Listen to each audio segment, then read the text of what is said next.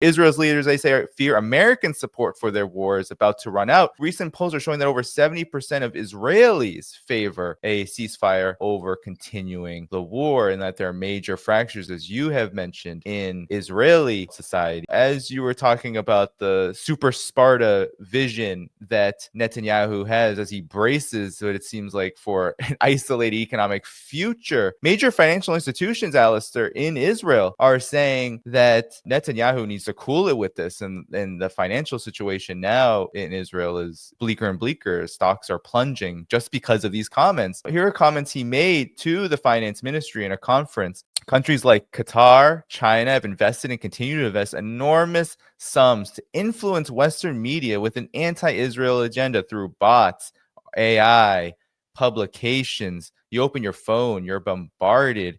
You see it first and foremost on TikTok, without a doubt. This has far greater power than traditional media. Now, this is ironic, Alastair, because now even quote-unquote traditional media are making these same pronouncements and criticisms that he is railing against Qatar, who Israel struck illegally, attempts to murder and assassinate negotiators, and now even China. So what do you make of this overall situation? It seems like Netanyahu is showing more and more of these cracks, even publicly, and it's causing panic, it seems like, in elite circles in Israel. That is obviously correct. The economic situation is dire. I mean, the huge number of call-ups of reservists, is depleting the economy. I mean, depleting it of staff, of people running their own businesses. And the shops are nearly empty in many places. I mean, restaurants and things. So it's directly affecting it. They've just called up, I think, another 300,000 reservists. But I would say something is more important that is really going on in this is this question of the ethos of Israel and its legitimacy, therefore, because many Israelis are feeling that they really almost lost the legitimacy at the founding of Israel by what happened during Nakba.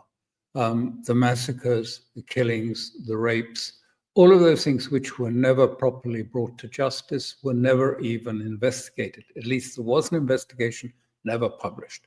And that now we are back at Nakba 2.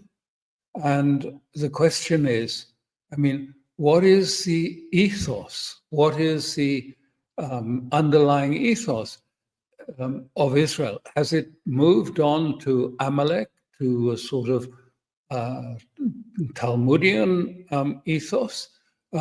Because that will be very strange to about half of the country who are largely secular, liberal Israelis who came some years ago, but haven't come for halakhic law to be imposed, which is what the right are suggesting, that they will impose halakhic law, that is Hebrew law, on the state when it is established. So I think, there is a deeper sort of a crisis taking place. What is the future? It reminds me, I remember a long time ago, I was in South Africa at a point of crisis also there.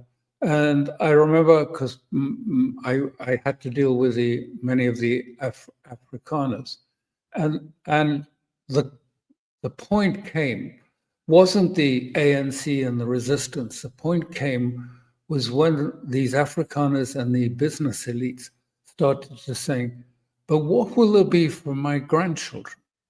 How will my grandchildren live here? And that was where the change began. And when you look at Israel, you must wonder, what do they see as a future for their grandchildren? War, more war, endless war? I think this is where we will possibly see a sort of movement for change taking place in Israel. So, there's been this long process. This change has been taking place over a period in Israel. It has moved dramatically. The Zionism that if you like, the people I've just been referring to were familiar with, they wouldn't recognize the sort of violent Zionism of today. They wouldn't accept it. They wouldn't know what it is. I mean, if you ask many sort of secular or European Ashkenazi Jews, I mean, what is Zionism? I don't think you get an answer. You'd have to go to Smotrich or Ben-Gvir to get an answer from the right wing. So, you know, this whole question of identity, of ethos, of moral values, I mean, does impinge. Yes, money, weapons, all those things are really very important. But behind that comes the question of, you know, what does it stand for? In fact, in parallel, this is almost a sort of, if you like, a shadow to what we were speaking about earlier when I was saying, you know, that actually some of the Republican young people were searching for an identity, searching for what they stood for. And after the killing of Charlie Kirk, seem to think they have found something. We'll see whether it comes. But in Israel, there's no finding of that. In fact, you know, the loss of moral values is cascading. I mean, what's happening in Gaza, the killing, you know, interviews with soldiers that say they kill 50 children a day. They just, you know, they cross an invisible barrier and we kill them. How many have you killed? Oh, I've lost count, but probably about 50, mostly children, they say. I mean, you know, what does this mean? What does this say for the future of the state? So I think, you know, that when Netanyahu and Ron Dermer do, you know, take their noses off the books that they're looking at and look around at the world and look around at America, they may realize, you know, this is the war that they have lost. And with it, Israel has lost. Yeah. And, you know, recently there's been reports coming out of the like academic wings of the Israeli defense forces, the Israeli military, saying that there's at least 20,000. This may be an undercount, at least 20,000 Israeli troops or reservists who now suffer from crippling PTSD and other maladies stemming from what is going on right now in Gaza, which is the absolute and total bombardment, destruction, and attempts to pacify and wipe away Palestinian people there. How does this impact the situation, Alastair? Because as you said, Israel and Netanyahu in the leadership around him are seeing endless war, are seeing this kind of endless carnage as the solution in of itself for its own goals and aims. But those numbers, 20,000 alone for such a small country is definitely eye-opening. Well, I think, you know, what does it mean? I mean, beyond that, we've had this attack on Doha, and then we had an emergency Arab and Islamic summit. And of course, nothing was really expected concrete that would emerge from this meeting. It doesn't usually happen. But there were some of the most, I mean, startling statements. I watched the statement of the Pakistani ambassador and the Algerian ambassadors at the Security Council. I've never heard language like that. War criminal, the language of genocide and all of this, the complete rejection of Israel was quite striking. I mean, this was language, statements. It doesn't necessarily mean that much, but it was a real shift, if you like, in optics. And so what are these states in the Middle East? They're looking at it and realizing, you know, that they have no security ultimately now. Israel attacked Doha and seems to have got a green light to do that.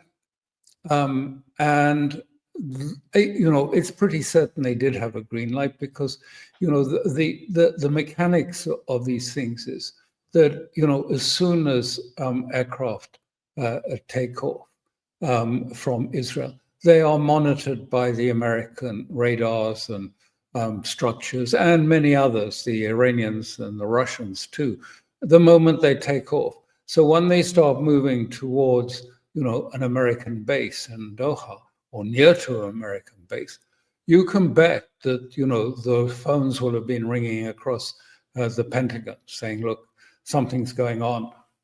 If it wasn't prearranged, then everyone would have known at that point. But most likely it was coordinated earlier, because we see at the time there were two refueling, one British and one American refueling tankers in the air sitting off Doha as the attack took place, obviously because it's quite a long distance from Israel, ready to refuel the Israeli jets on their way home. But what I would say is that, therefore, it's a shock. I mean, even if nothing dramatic emerged from the conference, I think Gulf states have been shocked by this and feel frightened that they haven't got the security that they thought. For the last 10 years, many of these states thought it was sufficient simply to follow the American line on containing Iran and weakening Iran, and that this would be sufficient to provide a guarantee of security. Well, first of all, then, the attack on Iran came out of the blue, and secondly, then the attack on Doha. And I think they've come to the feeling now to think, well, this isn't sufficient. I mean, we don't know where we stand. This is a frightening situation. And we see some signs of change. I mean, Egypt has deployed Chinese air defenses throughout the Sinai in these last days against an Israeli or an American attempt to force Palestinians and to attack the Egyptian forces so as to allow the Palestinians to go into the Sinai, which has been an aim of Israel for a long time. We saw a very frightened King Abdullah of Jordan at that meeting, who is very anxious, seeing that the Israelis are now positioning a new grouping of troops and are mobilizing 15,000 reservists to fill it right across the Jordan on the other side of the Jordanian kingdom.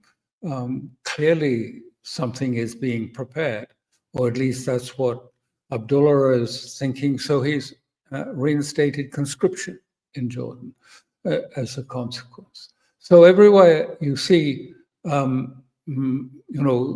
if you like, the tremors, the judder spreading across the region from this event.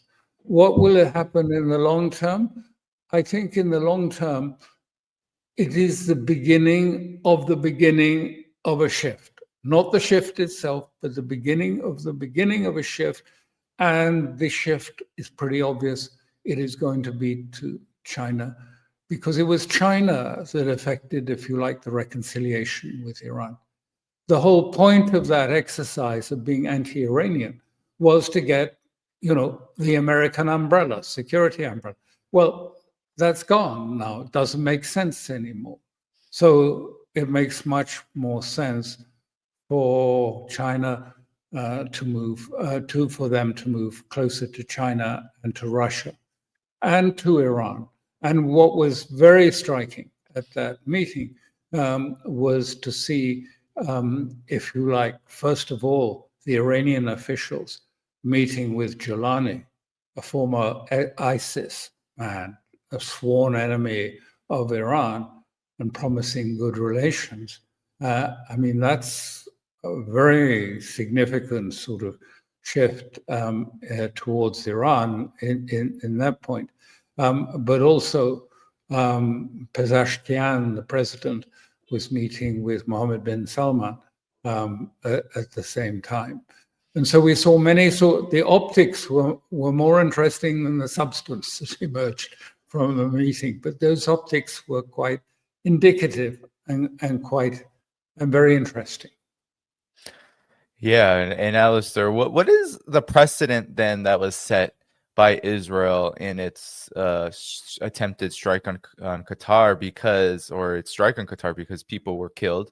I believe the families of these negotiators, many of them were slain by these strikes, and it follows this pattern that you've been talking about, that the U.S. and Israel have been engaging in, of using negotiations as a weapon to decapitate the groups they don't like. But at the same time, there is this promise by Israel that they will do more of this. And so my question is, what is the precedent, and why would Israel, given that it touts military superiority, dominance, that it can do whatever it wants, it says that it's going to continue to do what it's doing in Gaza as long as no one is going to stop it, why then would it participate in these kind of actions, even when they seem to backfire so dramatically? This doesn't seem to have benefited Israel, or maybe I'm wrong. Your assessment of this?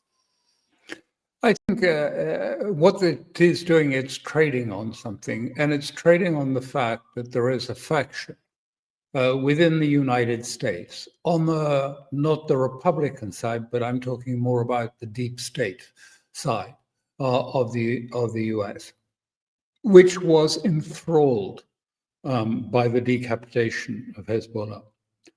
And Trump and many others of the Israeli firsters felt this was so brilliant, and the Israelis had done this remarkable achievement, and then followed up by the pages and the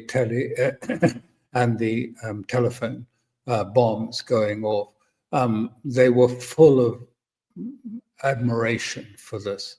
And so I think Israel has been trading on this sort of zealous enthusiasm for these tactics that exist in Washington, coupled with the knowledge the Sunni world will not push back.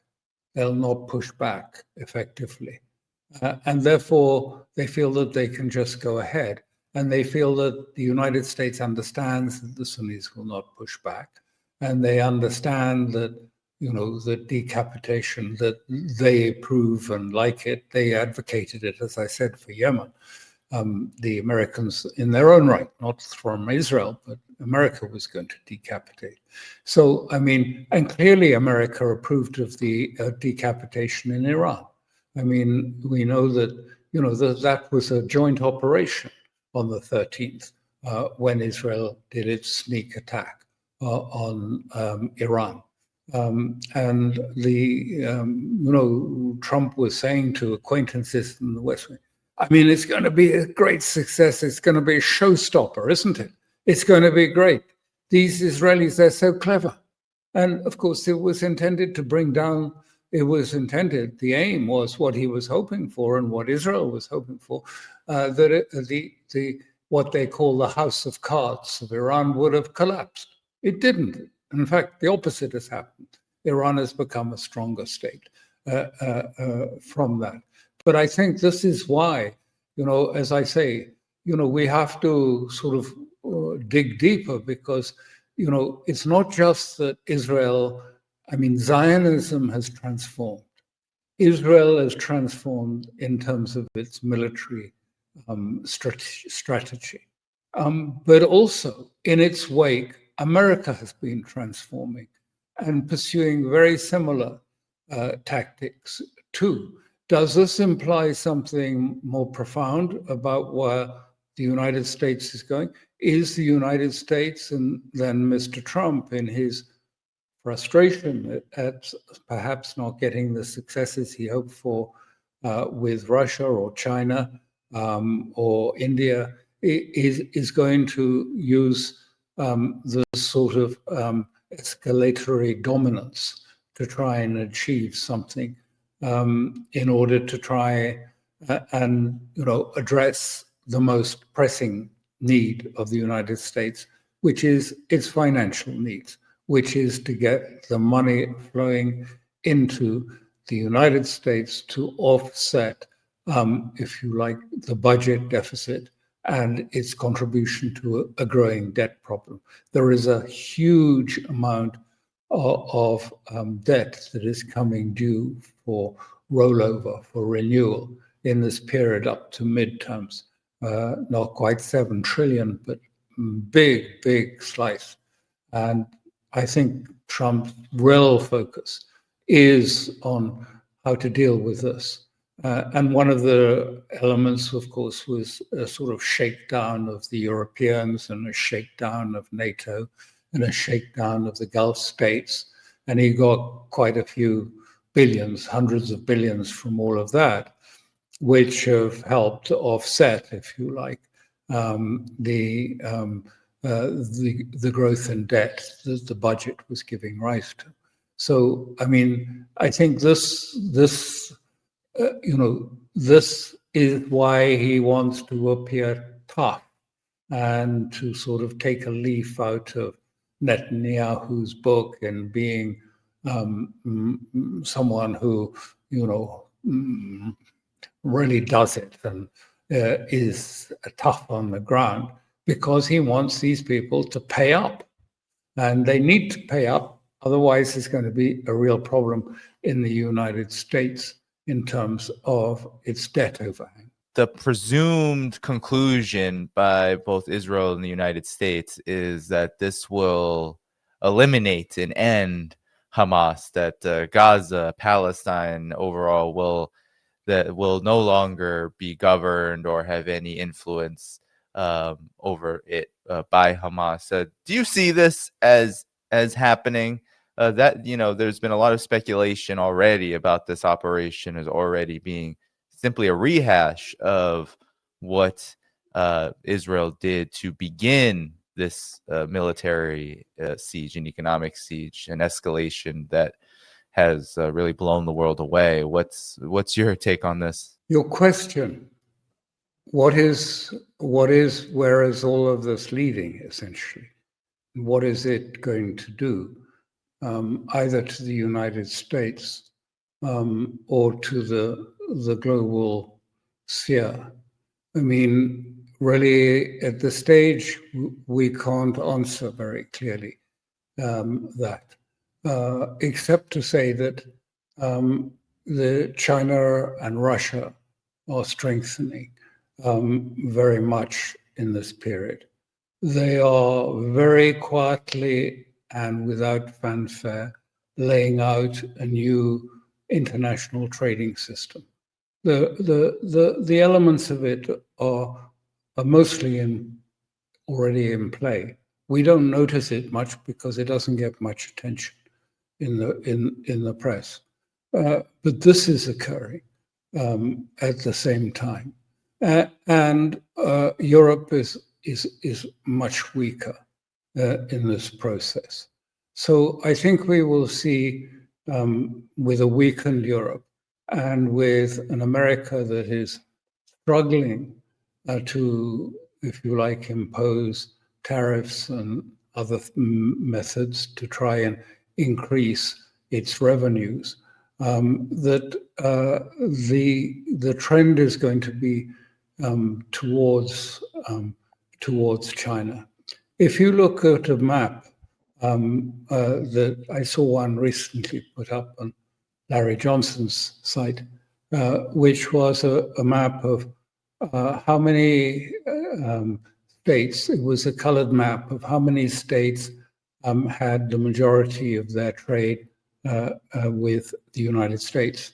And at about 2000, it was almost all blue for the United States. You look at the same map today, and my goodness, how it's changed. Africa, much of Asia, much of the world. Now the majority of their trade is transacted with China. And this is going on quietly, and the press don't like to comment on it or to notice it very much. But this is a really important element taking place. Yep. And so what is the role of Israel in all of this, Alastair? Because it is, a lot of people have a difficult time understanding I think, when it comes to the U.S., they make it very clear. The U.S. makes it very clear that its ultimate goal is containment, weakening Russia, China, basically any state that gets in its way, it perceives as getting in its way of unilateral, unipolar dominance. But Israel, many people look at Israel and they see what's going on in Gaza and the region, and they see it's a big problem. But I think Israel has this also global significance to it, in the sense that it serves as a very key element in this overall attempt to weaken this shift. What's your assessment of Israel's global role then, given that it has such an outsized influence over U.S. politics, what we're seeing every single day here in the U.S.? What I think is its influence over the actual dynamics that matter will be minimal, because the actual dynamics that matter, often businessmen put it in terms of where do you do business? Where do you want to do business? I mean, America, of course, because it's got innovation and technology, and it's got good capital markets and debt markets, etc. I think that's over. I think, the American population is 3% of the globe, and that it has a huge disproportionate amount of the capital, of liquid capital at its disposal, a disproportionate amount. But really, if you look at where things are leading, it is to Central Asia, to the heartland of Asia.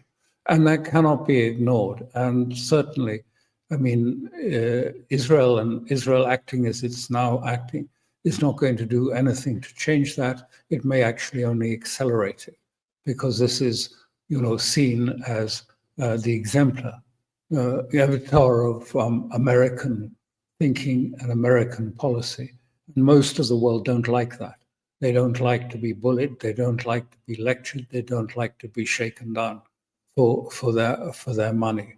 And so what you see is, and this I think is very important. I mean, at the SCO meeting, I said there were lots of things that come out. I won't go over them now, but one of the most important things was the signing of the Siberia 2 pipeline to China. Why is that so important? Well, because China, I mean, historically, going back 1,000, 2,000 years, has always protected, if you like, the Middle Kingdom against outsiders, against enemies on the periphery. And they've done that largely by linking all of the provinces together by roads and by other means, and having everything focused on the center. So even more than 1,000 years ago, they were establishing a single criteria for the width of axles, so that they could pass along any roads in the Middle Kingdom together. So when China signed on the pipeline to Russia, it was effectively extending, if you like, the heartland, the Middle Kingdom, to dependency on Russia and Russia's dependency on it. That symbolically and that geopolitically is huge.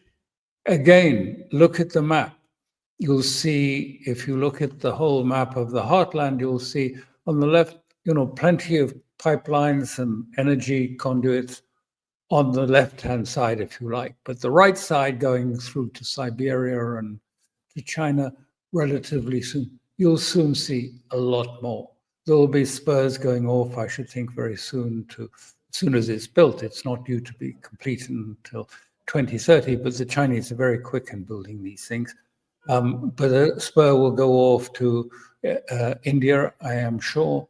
And really, the throbbing heart. I mean, if you go to Russia and you go and look at what's happening, I mean, so much activity is happening in Siberia, in that area. It is humming with activity and investments. And I'm not talking about energy or minerals. I'm talking about technology, about manufacturing, about all sorts of things that is going on there. And I think, all of these regions just as you put up that map and you see Africa has now swung over to China, and China's implementing many infrastructure projects there. I mean, the message of Doha, of the bombing of Hamas in Doha, will be to say, you know, where is your future? Where are you looking now? Where's your vision taking you to? And how could it be other than it's taking them to Central Asia, and they're taking them to Iran, because Iran sits on the crossroads of the north-south corridor and the east-west corridor. And these are the main routes that, you know, are autonomous and are not dependent on, you know, control over the seas, which, you know, the West largely still has.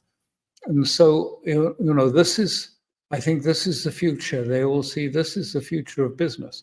And China has introduced really revolutionary new ways of doing business there by making the digital yuan convertible on the Shanghai Monetary Exchange into gold, linking it to gold, and then creating another, if you like, offshore branch in Hong Kong, which is which is considered offshore for China. So all the capital controls and everything will not apply to its branch, where you can take delivery or give delivery of gold in Hong Kong. And where do you think the one that is currently being built, another Shanghai monetary stronghold vault, is being built? In Saudi Arabia. I mean, and Saudi Arabia has been a part of the M-Bridge experiment for some time. And people say, well, Saudi Arabia will never change, it will never move. Well, who knows?